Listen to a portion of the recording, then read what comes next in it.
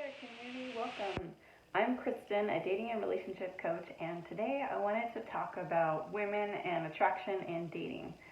So, if you're new to my channel, please subscribe below. I'm going to be making videos more often, and my goal is to serve you in a way where you can get new insights and ways that you can start to apply things right away in your dating life that will bring more health. So, I posted a quote yesterday by John Gray in my women's Facebook group, and if you haven't yet joined that group, please check out the link below and come join us. And he basically said, don't date a guy that you are turned on to right away. And I pulled this quote a bit out of context to start up the conversation among the ladies. And today I wanted to share a little bit more about where he was coming from, and specifically, if you've been misattracting men or just having failed relationships after another failed relationship and trying to figure out what is going wrong, this might be a good area to consider. So I don't know about you, but I've definitely fallen into the pattern where I've been attracted to bad boys or toxic men or narcissists or whatever you want to classify, where the men just weren't available for a healthy relationship. And for me, what I experienced was a certain point where I was very turned on by this man, and the dynamic became such that I started to base my value on their response to me, if I was getting a good response for them, because I felt such a high attraction that the risk was if I lost this person, I would lose a part of myself, or my own affirmation or validation I was thinking that I could get from this man. And so sometimes when we are unhealed, or we operate in this way, and that when we notice a man is not giving us what we want, it triggers us back into our childhood experience we may have had with a primary caregiver, probably our dad of some kind.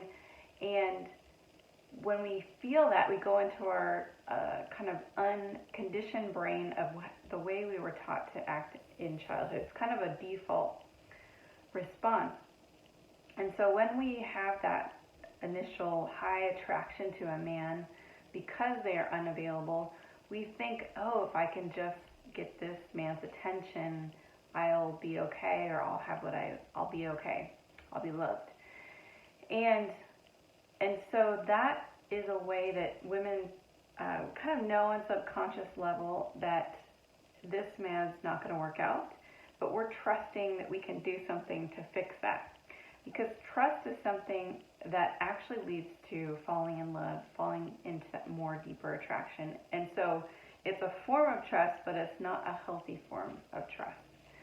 So John Gray was talking about that. If you've had that kind of pattern, it's often good to reconsider dating people that you are not turned on to right away. There's not that immediate 10 chemistry, strong sexual attraction, because sometimes it can actually be a miswiring, a pattern that was formed earlier in life that we need. It's signaling to us there's something we need to heal.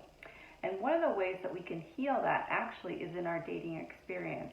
And this is a way that we can be really conscious about our dating experience, in that we want to start to choose men that we don't have that chemistry with right away, but that we feel safe around them. We feel there's interest mentally in who they are. They pass some of our qualifications. You know, they have their job, they're a decent person, they're respectful. Maybe we share some values. You know, on an intellectual level, they're a good person generally. Even though, and this is the catch, you might find them to be very boring. And this is where the kind of backwards wiring comes in. And so sometimes it can be tricky for women because we think they're boring, we're not interested, and we can rule them out. But it's good practice to start to give space to this kind of man in your life, especially if you've had this history of attracting unavailable men. So when you do this, it can be a good way to create a mental connection with them. And then you'll find these men are often more into us than we're into them. Because if we're finding them boring, it might be because they're available to us and we're not used to that feeling. and they're initiating the next date. We're not having to worry about texting them. They're being there before you even think about them. And so it can feel a little bit boring. And it can also be signs of a potential healthy relationship. So if you're willing to give this type of guy a chance, he can start to do things for you, invite you out on dates, pay for you. He's got more to lose in this dynamic. So you start receiving from him. It's building a trust, which is a healthy kind of trust, and an appreciation. And so women, we fall in love mentally and then through our heart, through receiving this good conduct, like good intentions towards us and actions. And then once we have that trust and appreciation, it goes into sexual attraction. And so that is a more healthy progression for women. And this may not fit into your idea of modern dating and gender dynamics. And if that's true, if this is not sitting well with you, I challenge you to think through the friends who are in good relationships and just go out and ask them, how did the progression work for you? Find out what worked for them. Maybe the relationship that happened was a surprise, because for a lot of people it can start out friendship where they're not even thinking romantically, especially as women. Because men often are attracted physically right away. They know if they can be with certain women based on their ability to think about having sex with them. And for women, often the safer, healthier dynamic happens, or the healthier dynamic happens when a woman feels safe. She opens, she trusts, she appreciates, and then the sexual chemistry develops from there. And it can be a much longer lasting start to a healthy relationship.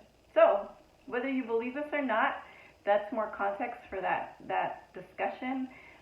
If you are a healthy person, you're attracted to someone early on, this may not be as important for you. But it's something to consider. So I hope this video has been helpful for you. I love this topic. I would love to hear your comments below. Let's engage there, or even in my Facebook group. Find it on my Facebook page, Kristen Meara Coaching. All right, I hope you're having a wonderful day, and I look forward to seeing you the next time. All right, take care.